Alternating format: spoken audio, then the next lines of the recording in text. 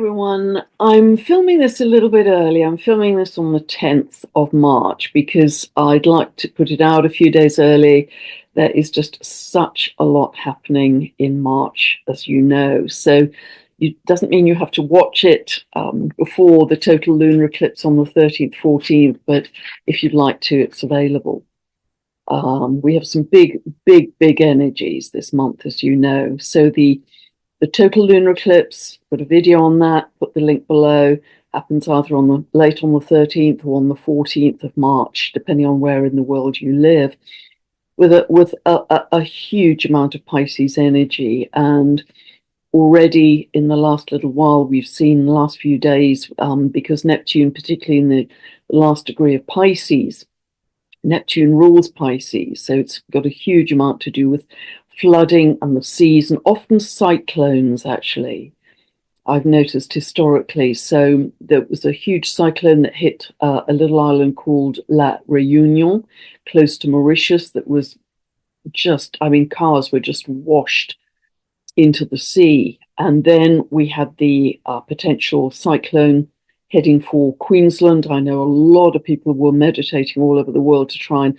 reduce that, and it did abate. It's still done a massive amount of damage, with hundreds of thousands of people without power and roofs torn off and various things, but it wasn't quite as severe as was anticipated. And just today, I've picked up there's another cyclone in Mozambique that is absolutely pummeling that area. So we tend to, around the eclipses and also the equinoxes and solstices, particularly the equinoxes, we can get very strong weather, very extreme weather. Of course, we've still got Uranus in Taurus that is all about extreme weather and seismic activity. So we've got a lot happening. And in the early hours of today, there was actually a 6.5 magnitude earthquake, a large one, in the Norwegian Sea between Scandinavia and Greenland. So there's a lot of turbulence connected to the Earth and her field. The fact that the equinox is also falling between the eclipses is significant too, because that doesn't always happen. Of course, the eclipses are very gradually over time shifting backwards month by month. So it isn't always the case that they happen in the equinox months, but this time around they are. So that strengthens both the eclipses and the equinox. And when we're between eclipses, it can very much feel like that we're walking between two worlds, because the total lunar eclipse was very much about a big ending. Lunar eclipses are big full moons. That's the peak of the moon cycle. So they're always about an ending or completion or a culmination of some kind. When it's a lunar eclipse, that's bigger, a bigger ending. When it's a total lunar eclipse, it's even bigger. And it was a south node eclipse. And so south node's connected to our past. So big messages here about endings. And it's so clear also with Neptune at the final degree of Pisces too, which I'll talk about in a moment. So the total lunar eclipse would be hitting opposite houses for you. It could be the 4th and the 10th, or the 3rd and the 9th. So really reevaluate both ends of that, both houses, in terms of where is the ending happening for you. And particularly look to where you have the last few degrees of Pisces, because Neptune is literally in the last whisper of Pisces, the very final degree of the zodiac. And there's a sense of just releasing, of dissolution, of what is no longer relevant, no longer serving in your life. It's just being washed away. And yes, there's a yearning. That's a very good word for Neptune and Pisces, a yearning for a very different beginning or future. But we are still dealing with the old at this point. And also, just to say that Neptune is going to be at that anaretic degree of Pisces all through this month until the 30th of March. when it enters Aries. It's entering Aries for the first time since April 1861. And yes, I'm very well aware that that was within a day of the US Civil War, because they've got a lot of people writing to me saying that, and I've mentioned that in previous videos anyway. So it adds to the Aries energy that, yes, it is warlike energy. It's ruled by Mars, god of war. We'll come on to that in a moment. But just to say, with Neptune, it retrogrades back into Pisces on the 27th, on the 22nd of October this year, stays in Pisces at the anaretic degree until the 27th of January, and then fully enters Aries until 2038, I believe. Long time. So it really is a feeling of not the world dissolving, but an old world dissolving. And that's reinforced by many other aspects in the astrology too. So you can feel as if you're in a void, in a vacuum. Nothing's quite feeling solid as it was. You may be losing your footing. There's a sense of where are the foundations in life, and that may be true for you personally, but it's certainly true, I think, as we can see globally as well. And that collapse, that cracking, that crumbling away of the old order is going to continue to happen over the coming months and years.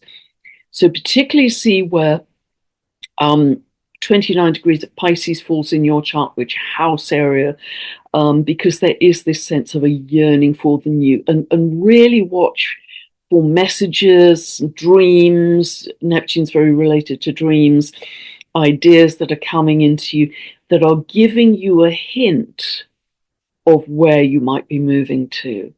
And a big, big, big theme that I want to direct you to is, who are you becoming? Who are you becoming? Who are you already becoming? Were you already becoming? Because there is this sense of you're already stepping into that energy. So what is Pisces linked to? You will know much of this already. It's linked to Christianity. It's the sign of the fishes. We may have some revelations around religion in a big way this year. The Pope has been very ill as well, as we know. We will see what happens there. But it's linked to faith. It's linked to being the victim, actually. Pisces in its shadow expression can be the victim. It can be linked to lies, deceptions, illusions, veils. So there can be a big sense of disillusionment at this time, either personally, or we'll see this on the larger stage globally. It's linked to the media, linked to drugs, pharmaceutical drugs, pharmaceutical companies, addictions. It's linked to, of course, the seas, the oceans, anything to do with water, toxicity, pollution, fishing, shipping. It's linked to oil, all of those things and more. It is linked to. So any of those themes could come up strongly at this time, because Neptune is so highlighted, even though we're going to be talking about a partial solar eclipse. In Aries, Neptune is very highlighted because it's at that very final degree of the entire zodiac. Now, so as well as this sense of where am I? I'm in a void, I'm in a vacuum, I'm between worlds. We still have the personal planets of Mercury and Venus retrograding at this time. Mercury will continue to retrograde until the 7th of April, and it will stay in what is called its shadow zone until late April. The shadow zone, or the shadow phase, is where marks the degree at which Mercury began its retrograde, which I think was 9 of Aries. With Venus, it will continue its retrograde until the 13th of April. When it turns direct, it won't exit its shadow zone until mid-May. Now, retrograde Mercury is rethinking. Retrograde Venus is reevaluating areas of relationship, of love, of what you value, of how you invest your money, if you have anything to invest, what you do with your money, your income. So there's this whole churn going on, not only with Neptune at the final degree, but also Mercury and Venus being retrograde in parallel, actually, because they started to retrograde at pretty much the same degree, 9-10 degrees of Aries. And they are retrograding to 24 to 26 degrees of Pisces. So they're tracking over that same area. And I talked about this a lot in the last video, the total lunar eclipse, but it's well worth watching what you are rethinking and reevaluating, as well as where 29 degrees of Pisces falls as well. So it's going to be the same area of your chart, really. Another thing to be aware of is that Uranus has been really stationary at 23 degrees of Taurus since the 19th of December. Long time, been kind of stuck on that, drilling down on that degree.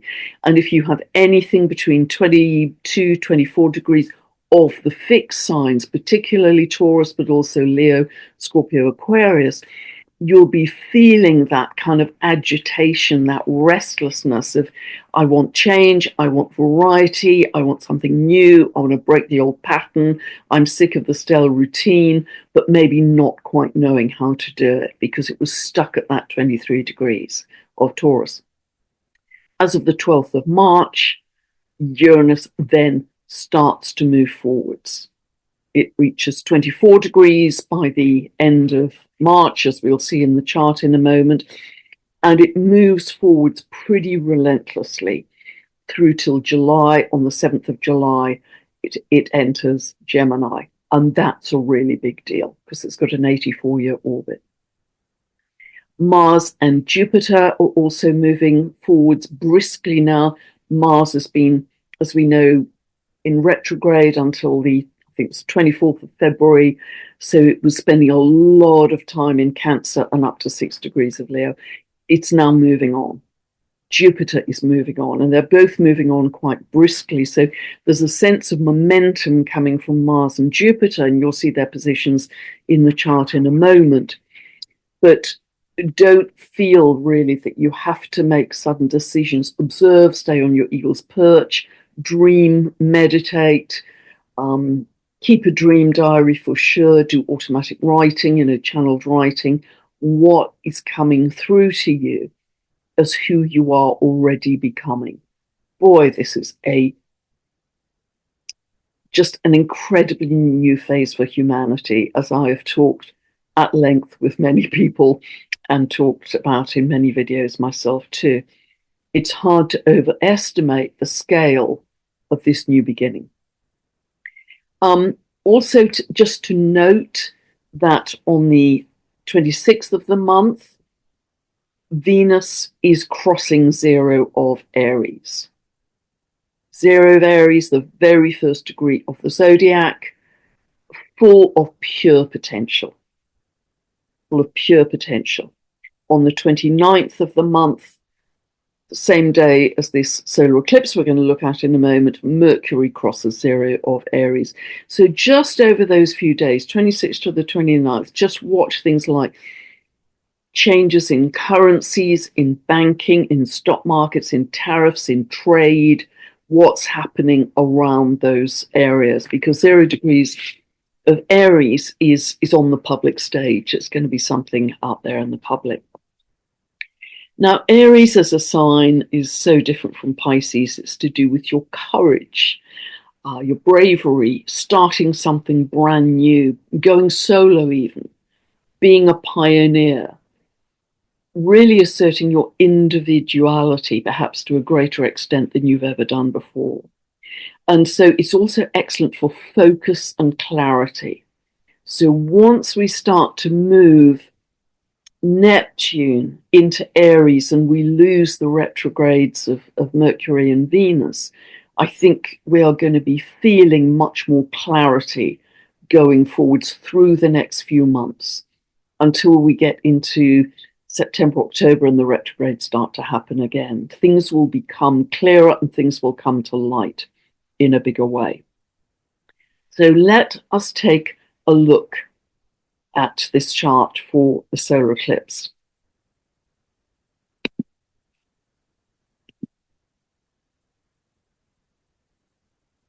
Now, as always, I've set this for London, England. This is where I live, but please adjust for your own time zone. Please note that in America, the hour sprang forwards last weekend. I think it was the 9th of March. Our hour in the UK does not spring forwards until overnight, 29th, 30th of March. And then we're back to the same time zone differences when, again, the UK will be ahead 5 hours ahead of EST. So please just be aware of that. We're in this short phase, about 3 weeks, just under 3 weeks, where the time zone between ourselves and America is different. Okay, now this is not a total solar eclipse. It is a partial solar eclipse. And a solar eclipse is a big new moon. This is actually the last eclipse in the series of Aries Libra, because after that we will be fully into Virgo Pisces eclipses until February 2027. However, although this is partial, it is a supermoon, which means that the moon is very close to the Earth in its orbit. And this is the second closest new supermoon in 2025. There are 3 full supermoons at the end of the year. There are 5 new supermoons. Again, all of this emphasizing the power of this year as a year of transition. So this is the second closest new supermoon to the Earth. This is what this solar eclipse in Aries is.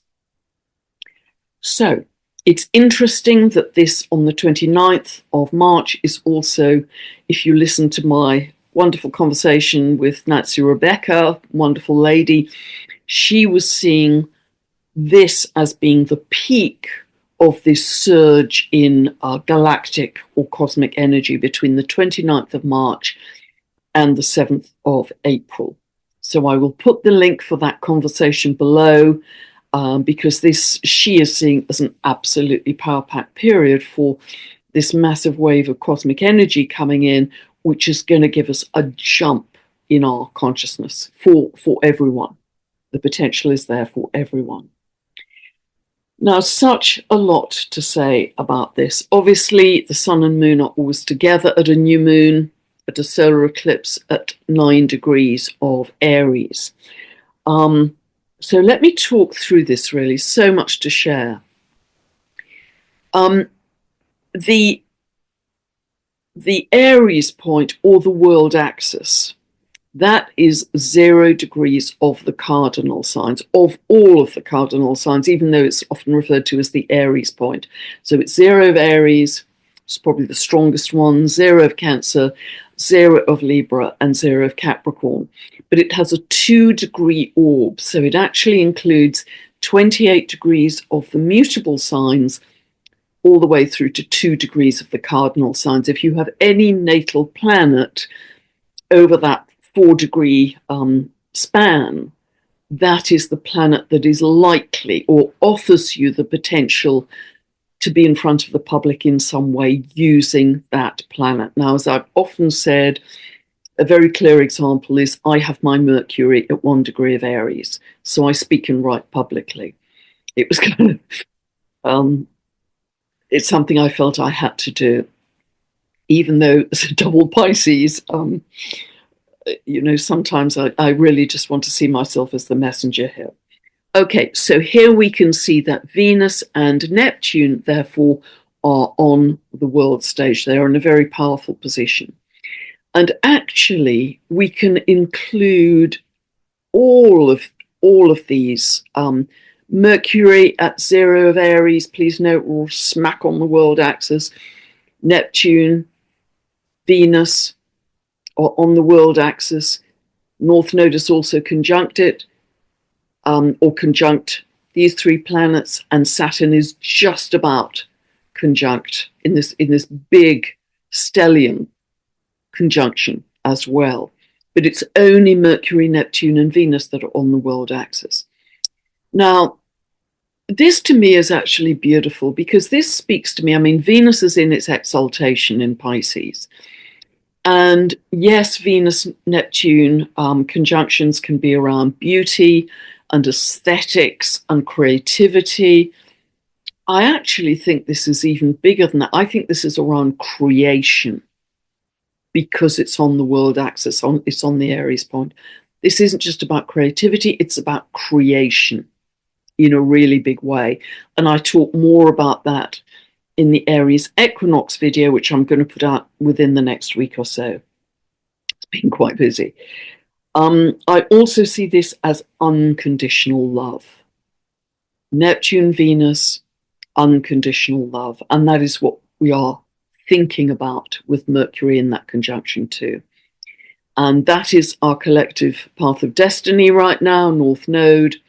And Saturn is giving it a realistic, firm foundation of love, unconditional love. And I think that is absolutely where we are headed. Certainly on one of the timelines, that is absolutely where we are headed. So because this is a big new moon, what new seed are you planting? Where is 9 degrees of Aries falling in your chart? Which house area? If you don't know what I'm talking about, you can download a free birth chart from my website. Go to this link below and you can watch this 2-part video series to infinity to take you from zero to explain how to find these points in your chart and what these updates may mean for you. This is not a birth chart analysis. These are teaching videos. So Mercury on the world axis is really asking us in this period of pure potential, when we're in such a state of vacuum, void, and dissolution, what are you thinking about? What are you pulling into your world and your future timeline at this new beginning that is a powerful supermoon as well? Mercury is also sextile Pluto, so we're thinking very deeply about subjects like freedom, community, humanitarianism, and perhaps revolution. Lee Harris, in my conversation with him, the Z's were channeling that 2025 is a year of the people's revolution. And I found that fascinating because it's spot on for the astrology. Mercury is also, it hasn't shown it actually on this chart, but it is in a quincunx 150-degree aspect to Haumea, which is a powerful symbol for New Earth, all about rebirth and regeneration.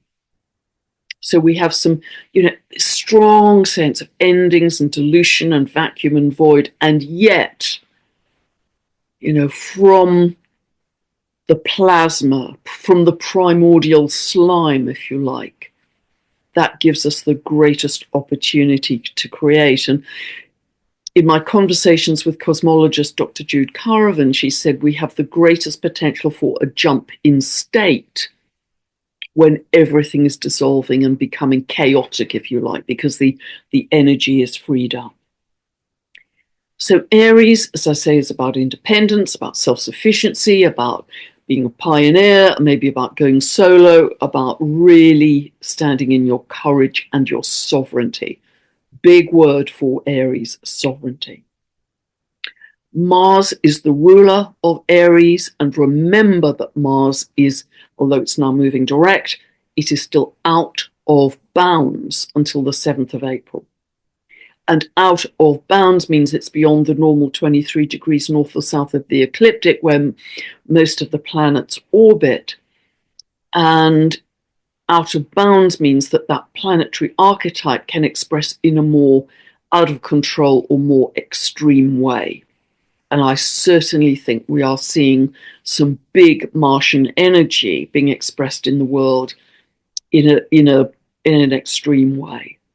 If you look at the war drums that are happening around the world, and please with those, don't focus on all of that too fully. How do you even know it's true? Unless you are absolutely on the ground in the particular geography they're referring to, how do you know it's true? Really would call on you to question that, because there are going to be timelines which encourage us to stay in victim mode, where we have been for many lifetimes, I would say, and that's coming up very clearly in the chart too.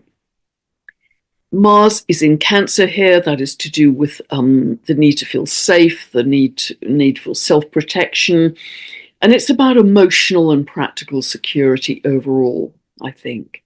It is trine to Saturn, so we are thinking long-term, realistically, practically, about how do we ground that sense of emotional and practical security for the long term within a context of unconditional love and spirituality. All of this Pisces energy is about that. It can also be very chaotic, by the way, as well, so we're going to for sure see that in the world. I think it's fascinating that Mars is very tightly in aspect here to its square to Chiron and Eris. Now, Chiron, as I'm often mentioned, is where we are wounded. When it's in Aries, the keywords for Aries are I am. So it's where we have a wounding in the I amness, if you like. And for a period, I think it was in the late 60s, Chiron was in Aries then, has about a 51, 52-year orbit. And it is where we have a sense of victimhood. So if you have Chiron in Aries, just look back to your very early years, because it's often a sense of, do I even have a right to exist? And when you have that signature, the purpose of it is to turn it into leadership, because Aries as a sign is very much about leadership. So Mars is square there, and Mars is also square to Eris. Now, Eris in myth is the sister of Mars, as you probably know. She was the only goddess not invited to the wedding at Mount Olympus. She turned up anyway and created mayhem. She's feisty. She's a street fighter. She stands for truth, honesty, justice, complete social inclusion.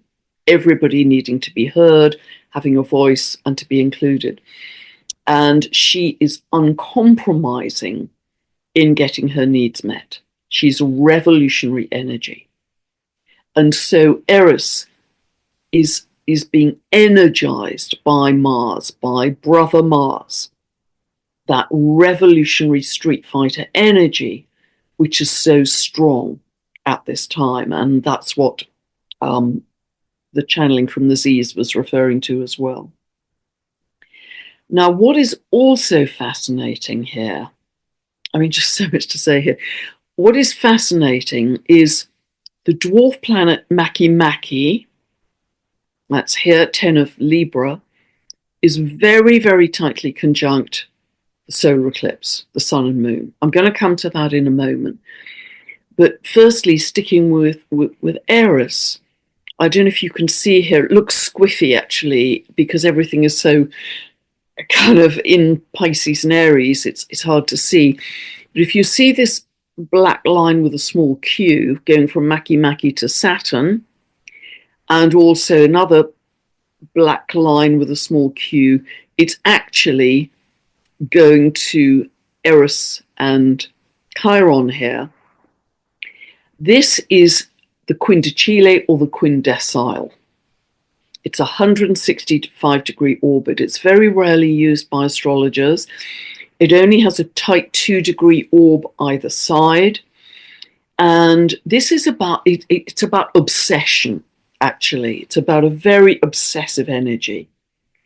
And so what this is churning up here, and I'll describe Makemake's symbolism in a moment, but it is churning up this revolutionary energy to defend or make right any sense of victimhood and wounding, and also bringing in this sense of urgent, obsessive need for accountability.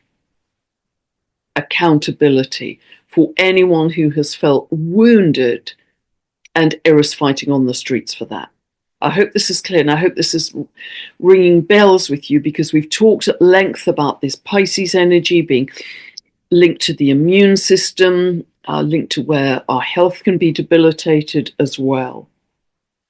So this is a really fascinating, like a pincer movement of two quintiles to Maki-Maki. And Maki-Maki in Libra, of course, Libra is bringing us back to balance and harmony. Now, it is tightly, as I say, it doesn't look it because, you know, everything's so bunched up here, but 9 of Aries, as you will know, is opposite, well, it's exactly opposite 9 of Libra, but here it's 1048 of Libra. Remember, these dwarf planets move round about an orbit of round about 300 years. So Maki-Maki is very much linked to Easter Island, the creator spirit of the Rapa Nui people.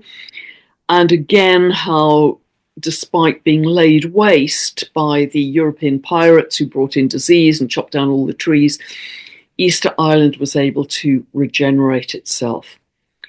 So again, another very strong symbol for New Earth. And I'd like to credit Alan Clay, who really thinks of Maki-Maki, sees it as the higher octave of Uranus of a whole new worldview. And that is absolutely, I have no doubt, what we are birthing here, a whole new worldview, you know, a higher level of consciousness, and that it is allowing a new aspect of our consciousness to be uncovered, a new aspect of our consciousness to be uncovered that was always there, but hidden. Really, really fascinating. Maki-Maki is very connected to the wisdom of the natural world, to divine intelligence. It's very concerned about the environment and nature. And again, credit Alan Clay, who's done a lot of research into that. So that is tightly opposite the solar eclipse, but not just that. It is also very, very tightly here opposing Salacia. Salacia is at 10 degrees 38 of Aries, and so just 10 minutes from the opposition to Maki-Maki. Salacia, Alan Clay describes as higher dimensional love, I believe. Higher level love, higher dimensional love, which is really beautiful. Higher love consciousness, that's correct. His very words, higher love consciousness. And I wonder if that is not the same thing as cosmic consciousness, which, again, Lee Harris and Nancy Rebecca have been talking about in those recent conversations. It's mermaid energy, Salacia, wife of Neptune in myth, linked to the shimmering sunlight, moonlight on the sea. I believe it's linked to this very high frequency light, the photon belt that we're moving through right now. I believe that we are, particularly being birthed at this solar eclipse, we are going to discover an enormous amount going forwards about light, how it carries information, how it holds information. I also believe that we are going to discover a lot about the importance of different colors of light, different bandwidths of light, how that affects plant growth. That's already being used, actually, to optimize plant growth. But we're going to discover more about that. We're going to discover also new species. She's mermaid energy, remember. New species in the sea that may be tiny microorganisms, algae. I read just in the last few days about an algae that actually eats plastic, thrives on plastic. Now, I know there's a fungus that thrives on plastic and just eats up all this horrible plastic pollution, but apparently there's a very tiny algae that does that too. I've always thought that it would not take years and years to clean up the mess on the earth. It would not take years and years to clean up the pollution. I believe it can happen really quickly through these new species or these new discoveries around light. I think light has an incredible purifying and cleansing property, which is going to, this is just going to help so much disease and illness. I mean, they're light technologies that are very healing that we're aware of already. So there's just so much, I think, linked to Salacia that is being birthed at another level at this solar eclipse. Not only that, but Salacia, Sun and Moon, opposing Makemake, are also in this very tight T-square to two other dwarf planets, Ixion and Quaoar. Ixion at 7 degrees of Capricorn and Quaoar at 11 degrees of Capricorn. So very tight T-square here. Now, Quaoar, when it was discovered in June 2002, that was actually at the time of a Saturn-Pluto opposition. Whenever there are tough, hard aspects between Saturn and Pluto, remember we had a conjunction January the 12th, 2020. That was the beginning of the pandemic. Historically, they are linked to abuse of power, control, domination, power over, the dishonoring of nature and humanity. So it's so interesting that Quaoar was discovered then, June 2002, when there was a Saturn-Pluto opposition. Because Quaoar's myth is about coming out of chaos and being able to raise our frequency through joy. Remember what Dr. David Clements was talking about in my recent conversation. I'll put that below. He talked a lot about joy. This is about raising our frequency by using joy, by using singing and dancing to a higher level before we manifest. And we create from joy. We don't create from the chaos.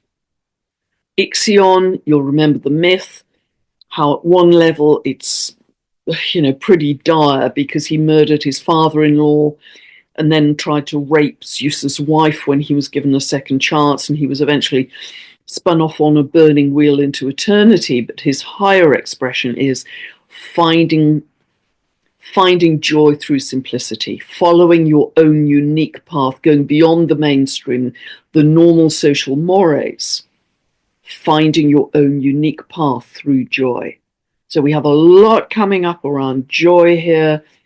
And I really see these dwarf planets not only as a higher octave of consciousness, which I know Alan Clay and Kelly Hunter do too, real pioneers with them. I see them as the architecture for our new consciousness moving forwards, a new earth. An architecture of creation, I want to say.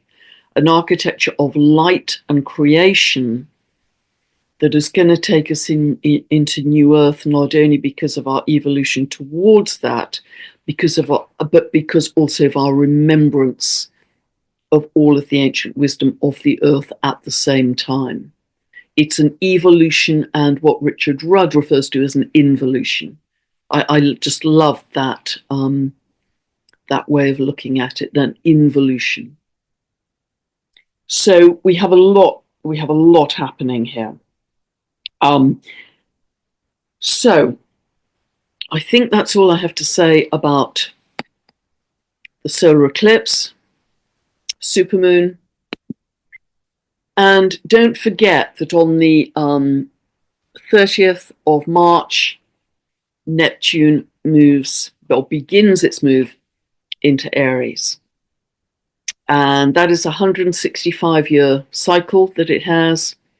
As I say, it last did that in April 1861. And it will, as I said earlier, retrograde back into Pisces in October and through to January 2026. And it fully then enters Aries until 2038. So everything that is dissolving into chaos and formlessness is giving us the plasma, the raw energy to reform it to a higher level. But we have to be conscious in reform, because if we're not conscious, it's going to reform by default into what the collective consciousness is what state it's in. So if the collective consciousness is in a state of chaos, it has the potential to reform into that. But there are so many of us working so hard to shift our frequency to this higher level, to help to crystallize what is just dissolving formless plasma ether to some extent into something very different, much more loving and much more beautiful. We have more of a blank canvas as humanity than we have ever had before. We've broken out of the old tram tracks, if you like. It's not the predictable kind of life pattern that we've lived before for many lifetimes. This time it's blank and it's pure potential, zero of Aries. Now, as many of you know already, there are many potential timelines going forwards, but inevitably there are two broad collective ones. And I've talked about this before. One is based on fear, following the narrative of the war drums and the scariness and the division and the separation and the polarization and the power over and the I'm right, you're wrong and the tit for tat, and getting the dopamine hit on social media when you read the dramatic headlines. It is full of color, it is full of drama, and it feels very real and very now and very tangible. That's one timeline. Remember that what we focus on grows. That's not a very poetic way to express it, but it's the simplest way. What we focus on expands. What we focus on grows. So if you're focusing on that, that's what you're going to get more of in your reality. The other timeline, which is happening at the same time, is based on love. This is fun, joy, sharing, gratitude, compassion, peace. And this is much more invisible. This is kind of, well, show me, show me the results of that. So it's much more invisible. So we have to have a greater degree of trust that when we are coming together in meditations, in groups, in sharing, in social activities, that we are actually, because we are creating in every moment. We're either creating by default or we are creating consciously and wisely. But we're creating in every moment, that's for sure. There is not a moment when we're not creating. So I talked to Lee Harris when he was channeling the Z's about, they had said already that 2025 is our year of mastery. This is where we really can learn and gain our mastery by creating consciously and wisely. And we are now in it. This is not a rehearsal. We are in it. And so I'm really encouraging you not just to follow all the social media hits, to follow the drama, because as I say, how do you even know all of that is true? Because when you are, and I talked about this a lot at the end of the, I think it was the new moon in Pisces, actually, I was talking about this, but when you live by, from the outside in, by you read or hear the big scary external event, boom, that takes your frequency straight down and you create from that. It's not a great way to do it. We have to dominate our day by starting our day by love and joy. I'm going to dominate my day from my inside out state. I'm going to dominate my day with love and joy. And remember, in a world where misery is encouraged, love and joy are acts of defiance. Love and joy are acts of defiance. So, a huge month. And April, I think, will be possibly even bigger. We're going to have a lot of Aries energy in April. But do get together as far as you're able with like-minded people. Get together with people you can share with, feel joy with. and ideally sing, dance, chant, meditate with if you can. And remember that our 15-minute free meditations are every night now, 7 p.m. UK time. But of course, that's a different time zone depending on where you are. And the Z's talked. I was quite overwhelmed actually, and you can listen to it. The Z's talked quite extensively about the difference that we as a group are making in the world. And I felt really quite moved and emotional at that. It's all invisible and it's all for free, and it's all because you are choosing to do it and live in your mastery. Thank you so much for being here. God bless. Have a wonderful solar eclipse in Aries supermoon. Don't forget to plant a new seed for you in your life, and also make that a new seed for the earth and the new earth too. God bless. Bye for now.